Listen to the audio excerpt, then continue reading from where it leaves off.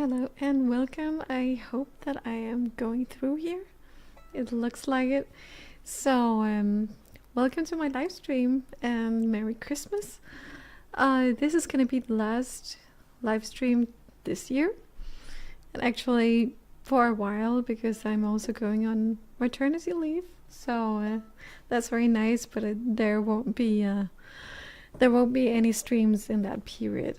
So I thought, why not celebrate it with some Christmas music? I'm really a Christmas freak myself. I love Christmas music, and I just think it's very nice to be able to play nice Christmas songs on my violin. So I'm just looking if everything works.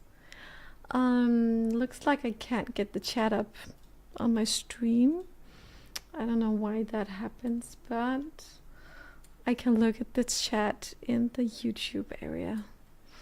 Just give me a moment.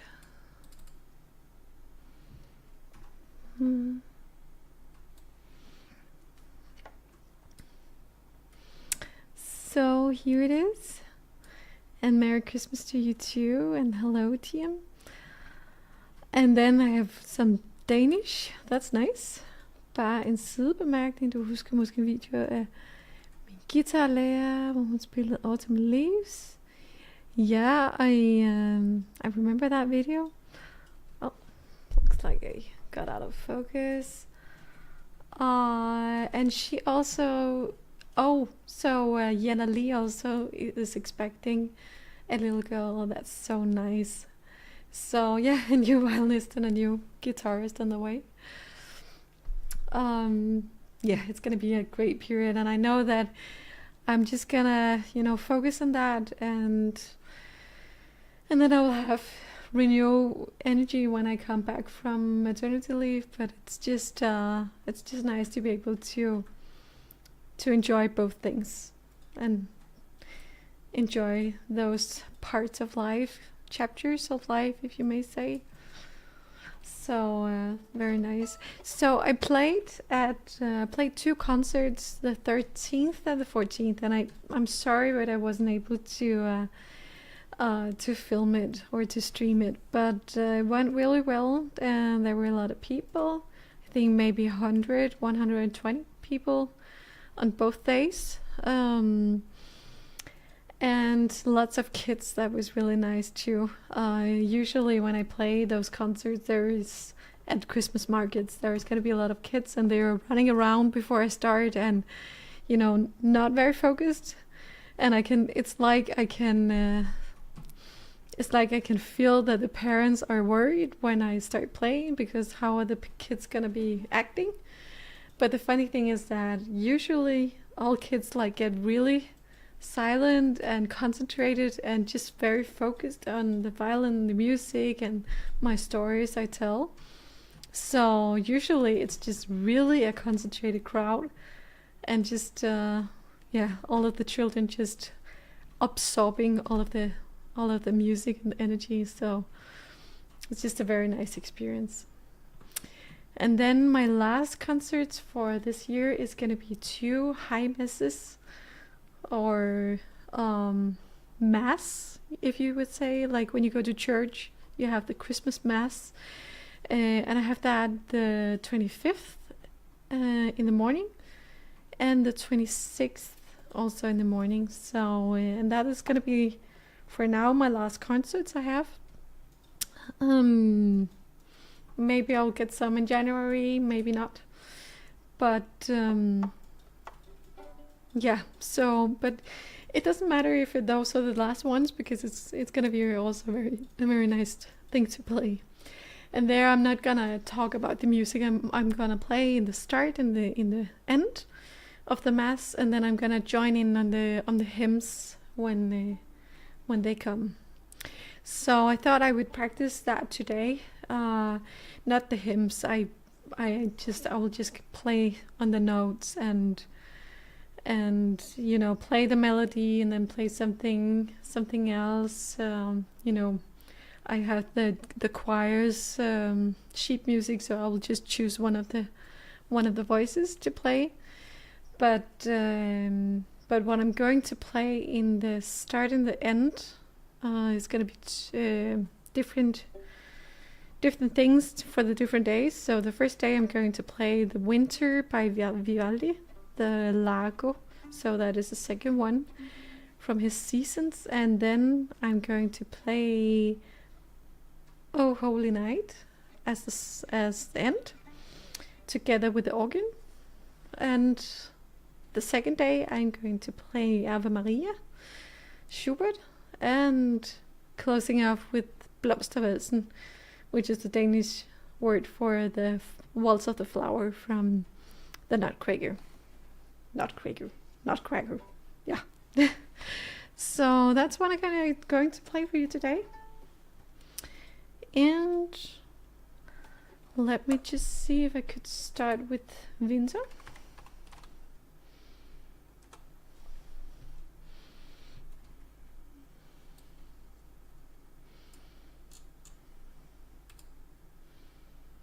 Mm-hmm.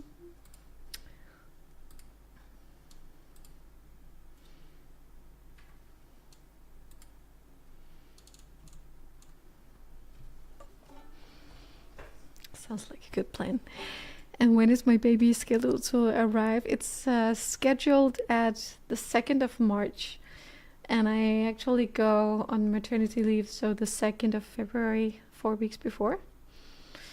And then in Denmark we have this kind of quite long maternity leave actually. So you can kind of divide it into different kind of scenarios between the parents. But if I get more of the maternity leave from my husband, then I'll get around 10 months, I think so, maybe 10 and a half.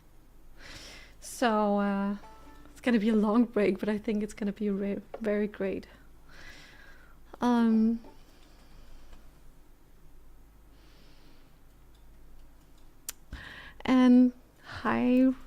hello, hi. And then I saw I'm canceling a lot of my streams lately. Yeah, it is due to that I'm a bit burdened by just a tiny bit by my pregnancy. So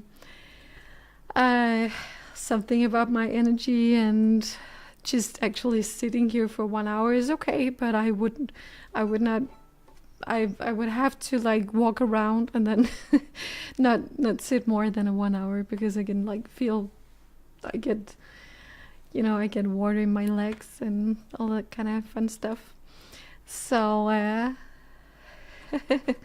yeah, some news here. So that's why it has been like I've been closing more and more down, you could say. So yeah, crazy news.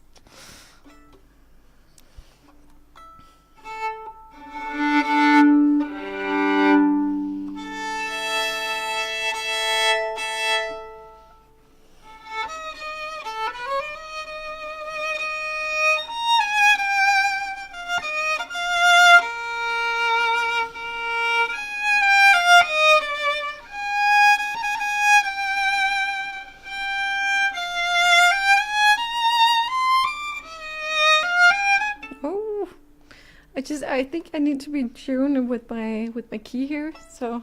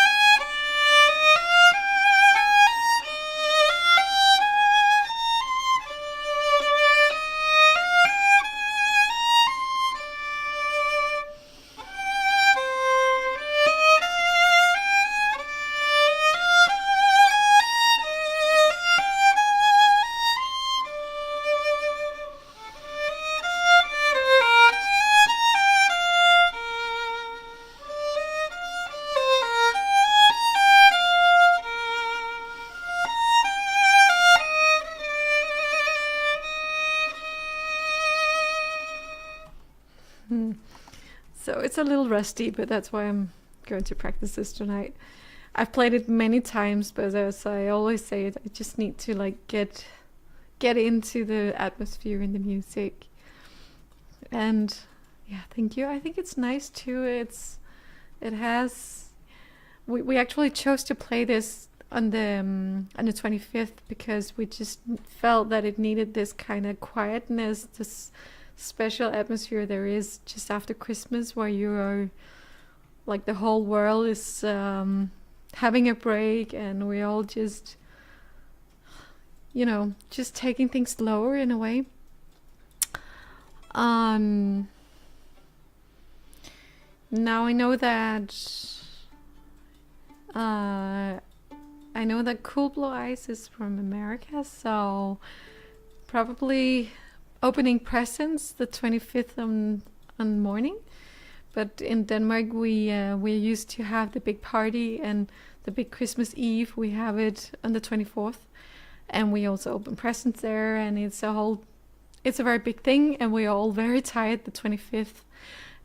But still, a lot of people go to church the 25th in the morning, so it's like enjoying this the after party sense, you could say, like after the big night, after a lot of food, after a lot of hopefully lots of love with your dear ones. And it's just very nice to be able to play something very quiet, and hoping for some snow, but you never know.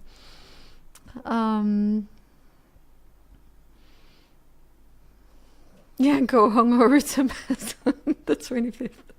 So nothing too fancy and too fast and too vibrant on the 25th. That's true.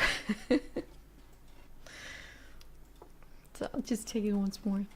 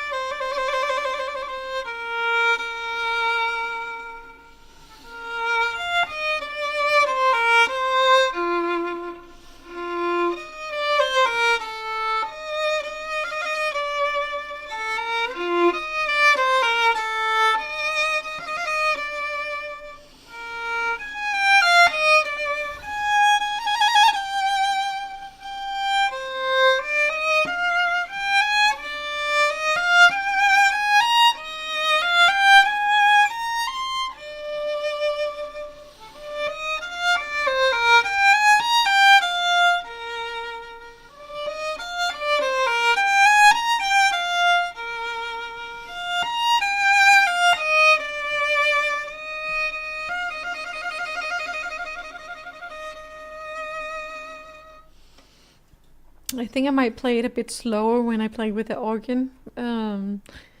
Usually I play a bit more fast when I play by myself, because I don't want people to get bored, and I know that they're not going to be bored if I play it slower. But that's when you play yourself, I don't know if you recognize this feeling, but it feels that the time is going slower when you play yourself. It's like every note is feeling longer than they actually are when you're listening as an audience. And I think it's because you're in your mind with your notes all the time, so you know what's going to happen, you know what you're playing, and it feels like an eternity when you play really slow. But for the audience, it's not the same feeling, it's not the same time feeling, because they don't quite know what's going to be happening the next note, and they're just taking new expressions in. So it can feel actually a bit faster for them than it feels for me. I've actually just I've just thought about it because whenever I listen to a recording just a while after I've played, it feels like, okay, I actually played it faster than I thought I was doing, but it's just because my mind is so busy when I play, reminiscing what I just played and thinking about the next notes. So I think time just feels feels different than if the audience is listening. So let me just take it one last time, a bit more slow.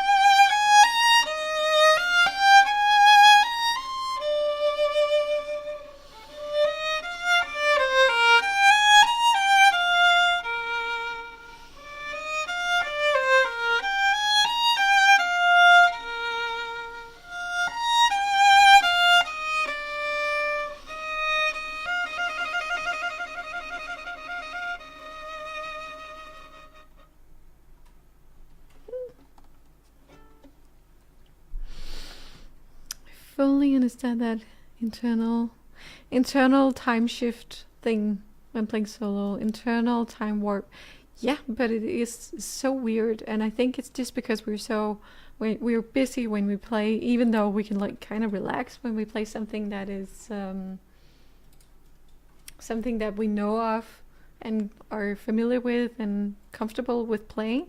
But still, I think we're more busy in our brains if we compared to just listening and taking things in. And usually, I don't know if you have the same feeling, but usually also if you have like a very busy work week, that week just goes much more fast than a week where you just, yeah, if you get to get so lucky that you get bored, it actually goes slower.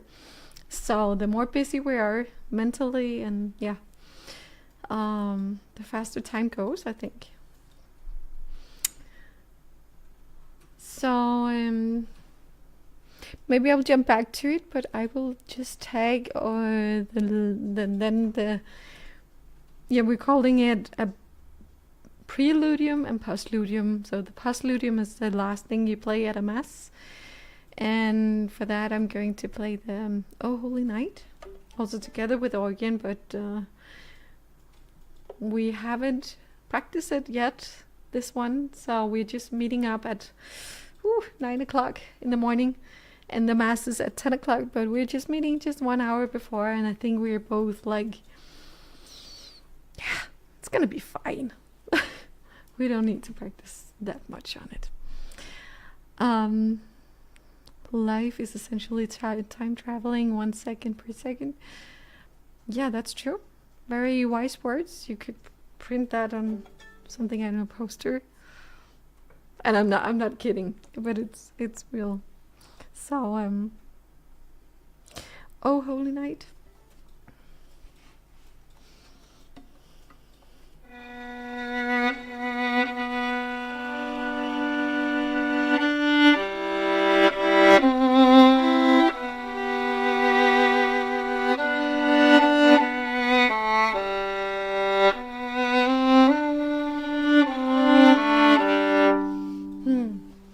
It's weird with this one because I need to like be more free. The first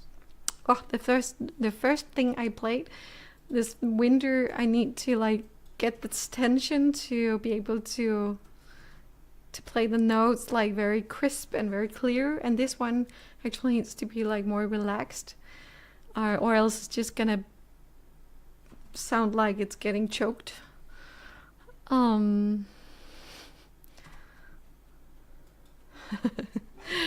I like the debate. We go from music to time travel. That's nice. I love it.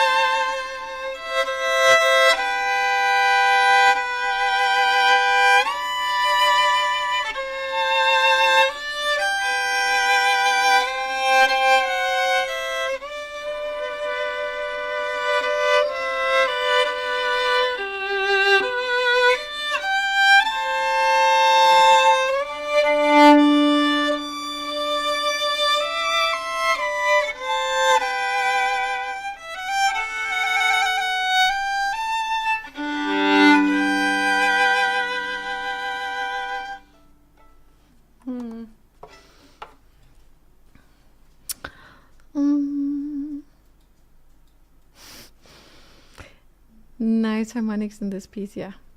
I think so too, but I really think that I need. It's just way better when you stand in a church and play it with those acoustics compared to playing it in your living room like this, because especially with this one, it just needs to be more open. I feel still it's very closed, and it makes it way more hard to do the harmonics in the right way. But do I usually add the harmony note below? Yeah, I do. Except I have some pieces that I I try to like, but I have to be very mindful to put it on top of the note, and I just think that the violin is just a very clear voice. So when I play it, when I play the melody up high, it just makes it easier to know what the melody is and get the bass line in under that instead. And I'm kind of used to play from choir sheet music, and usually there the soprano has the melody. So, and then I kind of used to, if you have the four different voices, you have the soprano, alt, tenor, and bass. Then usually I play the top two lightest ones. So yeah, but yeah, it just needs to be more freely, I think, and it's just kind of hard to to get it right now. But I know it's gonna help a lot when I stand in the church. I will get more confidence. This feels that I'm like kind of holding it back, and I also am. So but it's funny because sometimes the easiest pieces can be the hardest ones to play. Or easy, like the more simple the melody is, it usually is very hard to play. You could say with Mozart the same thing goes for that. Not usually so hard to play the notes, but to play them properly and with lots of energy and still freely and in tune. I have the same feeling with this one. So yeah.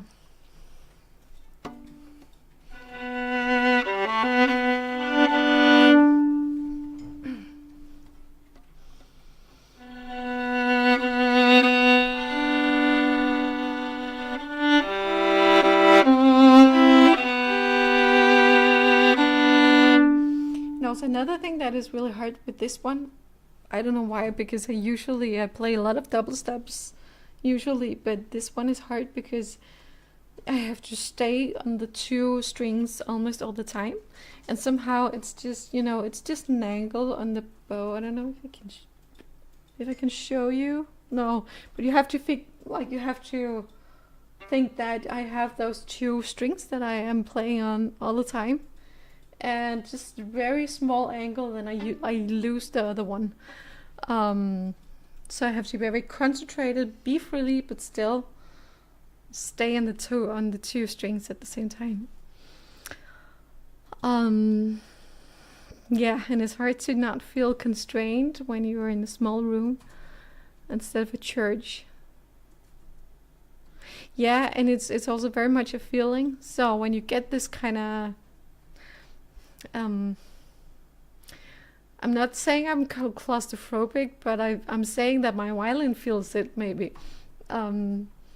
So feels like when it feels claustrophobic, it just it goes into your like mental state when you play, and then it feels like more squished. So and sometimes it's like even like take a few breaths and remember to relax your shoulders and physically trying to shake it off.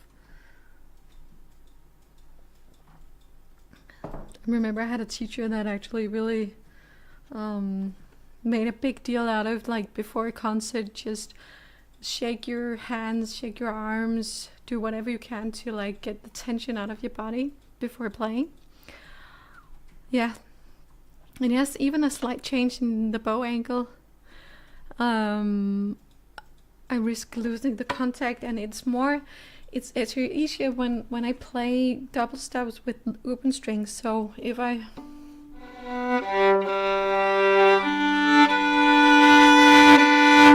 that gets easier because an open string somehow is easier to stay.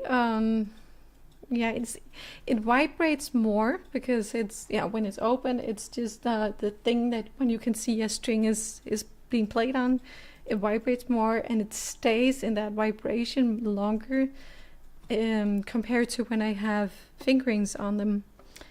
And therefore, when it's an open string, one of them, that makes it easier for me to hit the string at the same time, because it just vibrates more and it's easier for the bow to catch. That's very technical, but yeah.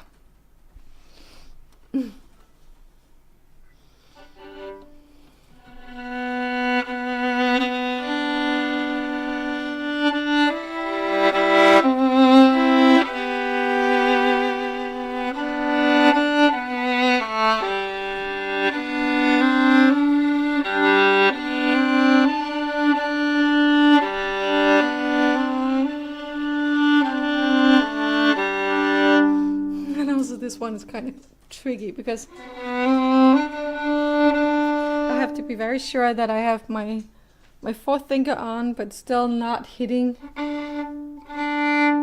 the open string.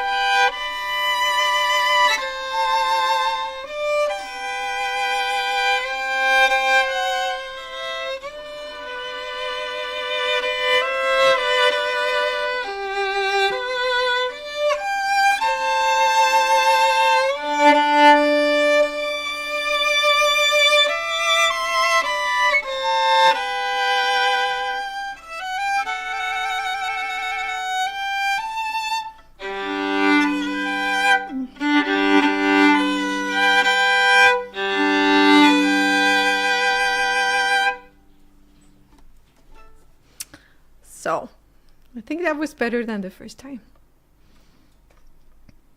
So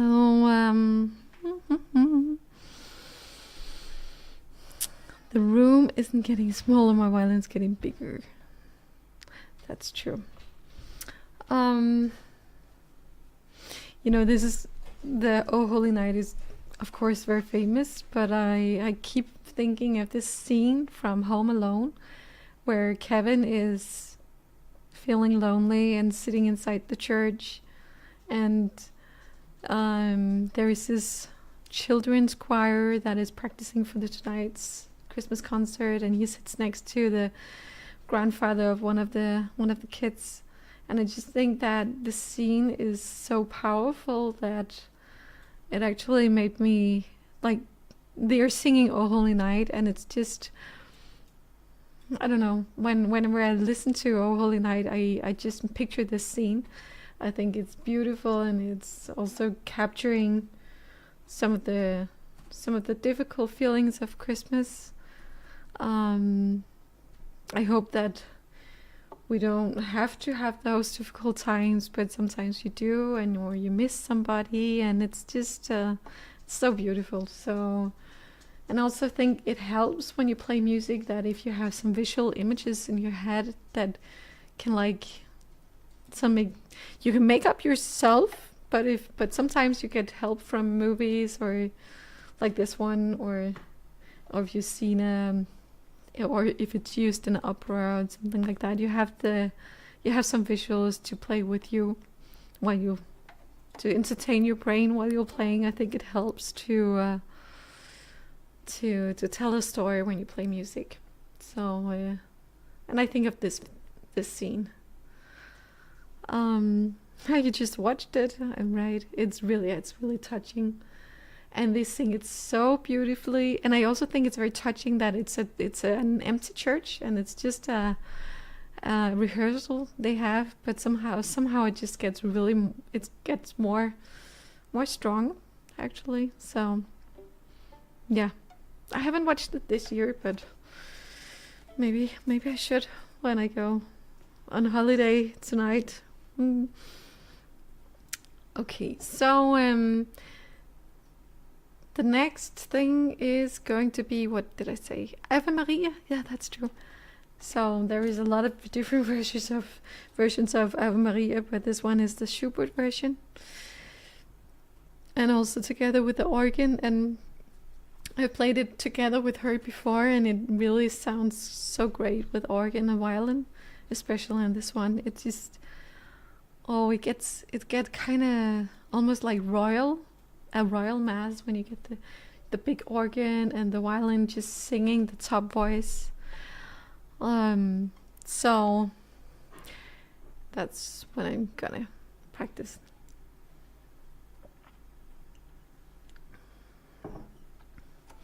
And I know I called it a practice session. I feel sometimes that it's more of a playing session, but it depends on my mood. Sometimes I really want to go into details, and just tonight I just want to play. So that's okay too.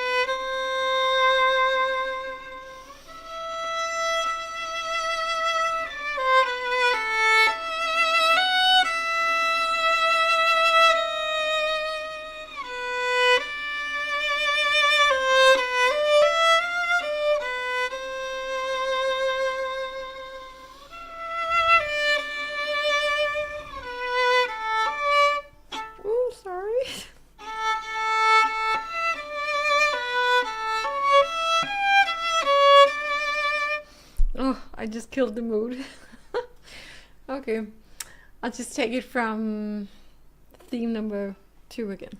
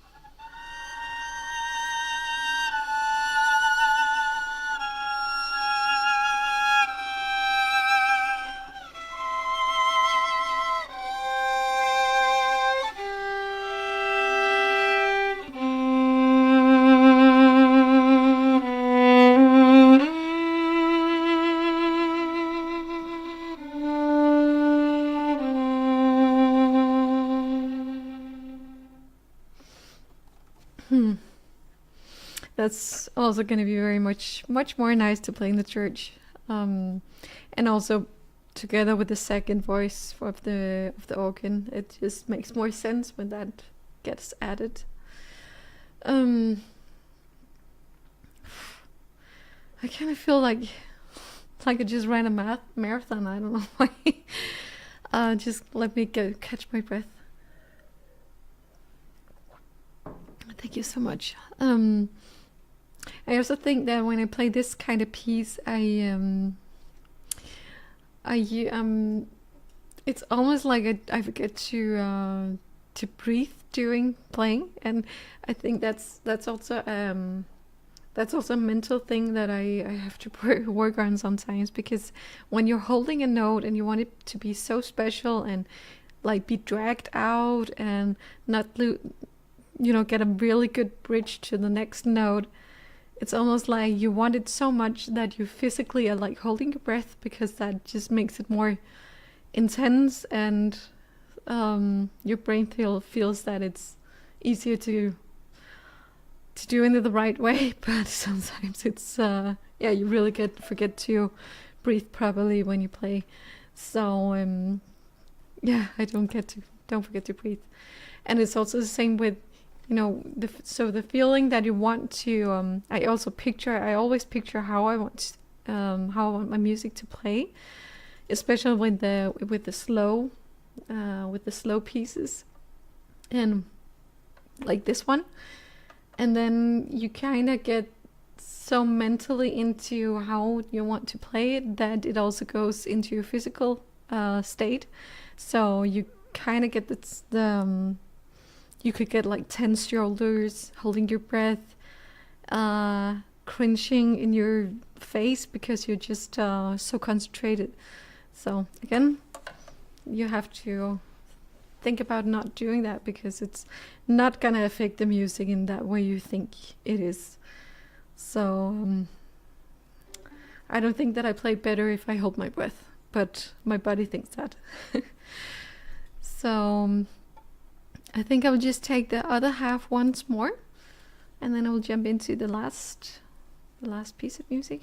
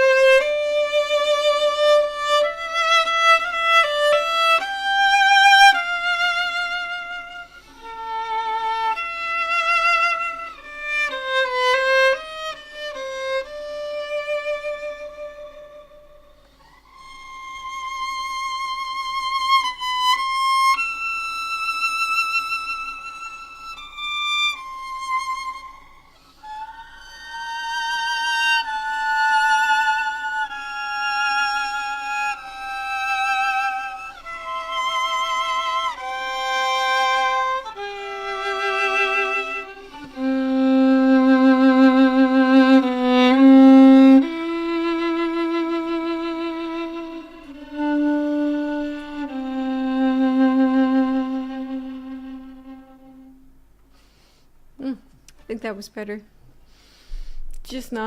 Do not forget to breathe. I would say that to one of my students, and I have to say it to myself too. So, and actually, I just thought about that. I said that this is gonna be Christmas songs, and actually, this is not a Christmas song, but it's very usual that we play it for Christmas messes and just during Christmas time, just listening to Ave Maria. I think it's just something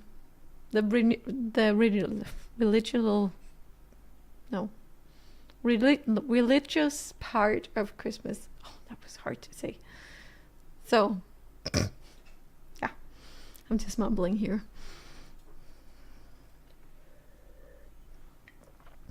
I read a competitive sharpshooters have learned to pull the triggers between heartbeats. Perhaps it's more similar to world-class musicians like yourself when moving delicately between two notes. I would actually say that I think that there could be something to it, because of course you have to be free in your body and you have to breathe, but there is just this tiny moment between two notes that if you can make that moment even smaller and even more without any additional movements, you could say, and of course a breathe is just additional movement, and you move your body when you breathe. So so if you can eliminate that between the notes, I think that that helps getting the right bridge. I'm not talking about, bridge like in a song bridge, but like the bridge between two notes. And yes, as you write, it's very delicate. And also, I remember one of my teachers. He also talked about when you start with a very delicate note, you would have to breathe out before playing it, because just as if you were lifting a lot of weight. I don't know, as a bodybuilder, they usually breathe out and then they lift, and it's like you have, he was talking about that you are more steady and less has less tendency to shake on your hands when you breathe out just before your note. So and you can kind of imagine. So if I was to play, let's just pick a random note.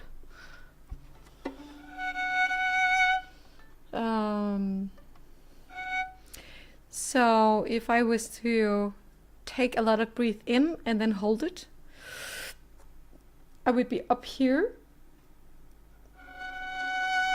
and then I would like be very tense. I was holding my breath and then I was playing, and then I have to also, when I'm playing a small note, I would also have to breathe out.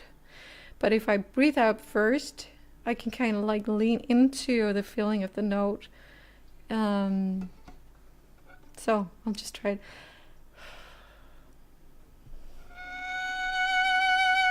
So you get kind of like a more calm sense in your body. It's almost like breathing exercises, and I'm not actively thinking about it when I play, but it makes very good sense, especially when you're just going from nothing to a start, on from silence to a note.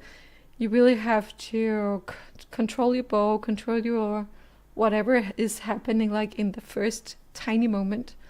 So breathing out gives you like your shoulders down, and I think it also gets a signal to your brain to relax when you breathe out.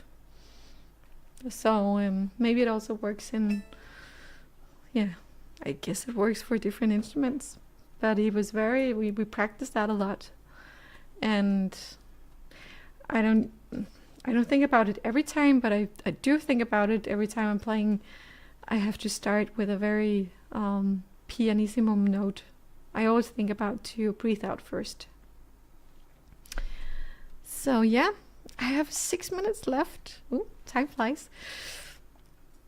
I think I'll just play the Waltz of the Flowers for you guys, and if you saw the last stream, you got to hear it then, but maybe it got better. I hope so.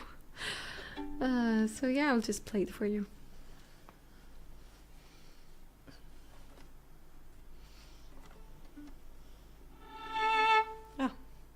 Remember my own rule?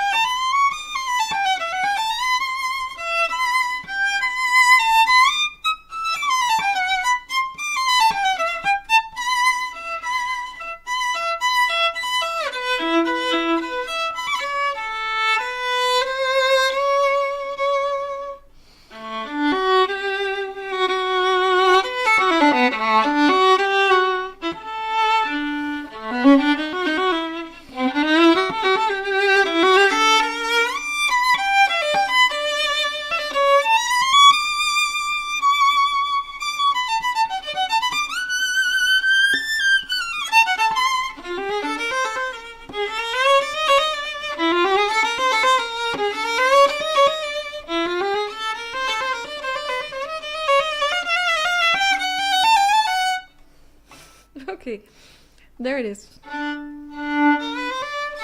Ugh, now I can start.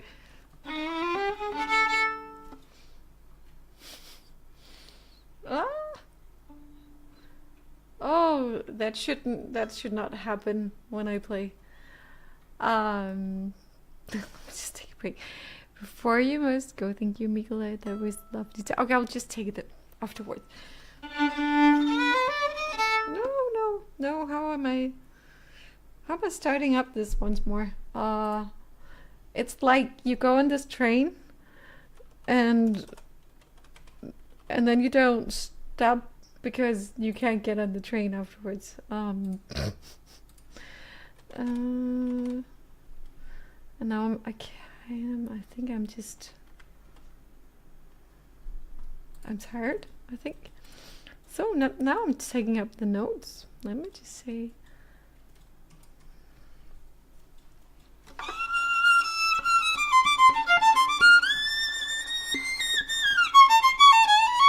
No, wasn't there.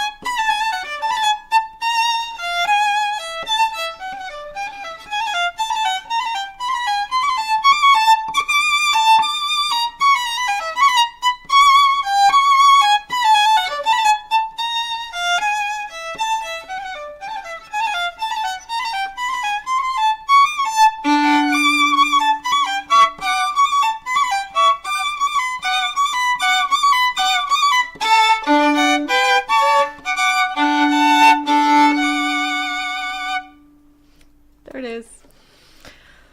Whew. So, thank you. So lovely today. Blessings to me and my family. Yes, and you too. And blessings to you too. And it's just been lovely these live streams. Yeah, and finding the right train station. Yeah, because it's like you get on this train and you're like, yeah, you're not really thinking, you're just playing, you're going for the ride. And if you get off, you're like, you're really lost sometimes. But thank you for joining today. And as I said, there will be a break from my YouTube channel. I must say that every time that I play concerts, he's listening. I am 30 weeks ahead now, so in my practices, so he is fully aware of the surroundings and listening to my music. And every time I play, he's very silent inside my tummy. He's not moving at all, so I have this feeling that whenever I need him to get to sleep, I will have to play for him. I'm just, I don't know, we will see, but I think I will still stay in shape on my violin, playing for him, and just playing for myself, of course. So, and just practicing, but not doing live streams, and then I will be very glad to return to this channel when I'm back from my maternity leave. So, and if you have any thoughts or questions on the way and during this year, you're so welcome to write to me, because yeah, I guess I'm also collecting new ideas when I get back with new energy, and maybe how to do something a bit more different than this I have done for every Sunday. But let's just see. So please keep in touch if you want to, and hope you will have a very nice Christmas and a happy new year.